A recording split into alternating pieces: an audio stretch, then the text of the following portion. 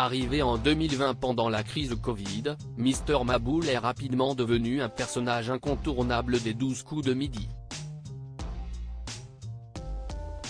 Télé Loisirs a échangé avec Bertrand Joncourt, l'assistant réalisateur qui l'incarne.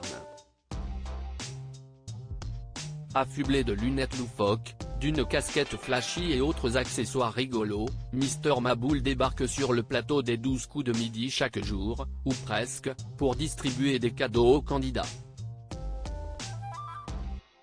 La particularité de ce personnage burlesque ? Il ne parle pas.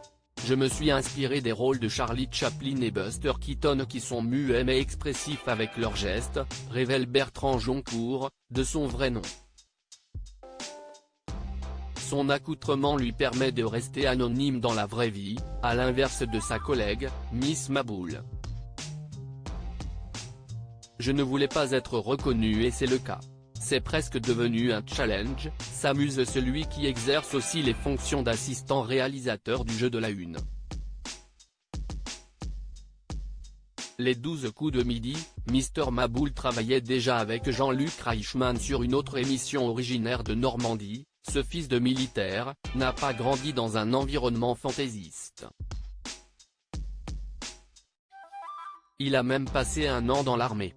Le commandant me choisissait pour accueillir les généraux parce que j'étais toujours tiré à 4 épingles, se souvient-il. Avec un CAP photographie en poche, il travaille un temps dans un laboratoire photo avant de devenir assistant à la télé à 23 ans.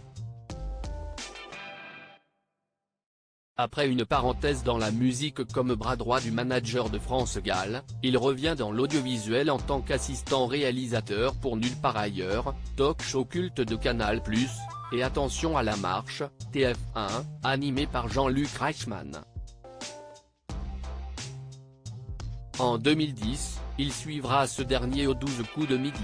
Quand il aime les gens, Jean-Luc est fidèle. On est nombreux à travailler à ses côtés depuis longtemps, confie Bertrand Joncourt. Les 12 coups de midi, le succès de Docteur devenu Mister Maboul. Bertrand bascule dans la lumière au moment du Covid.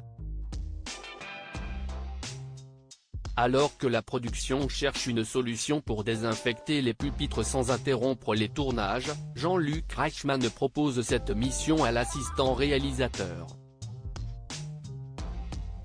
Équipé d'une blouse, d'un masque et de gants, Dr Maboul est né. Certains disaient que je ne nettoyais pas vraiment mais je le faisais très sérieusement, s'insurge-t-il. La crise du Covid terminée, il n'est plus docteur mais devient Mister Maboul. Sur les dessins que nous envoient les enfants, il y a souvent mon personnage à côté de Z et Jean-Luc, sourit ce papa d'un fils de 21 ans.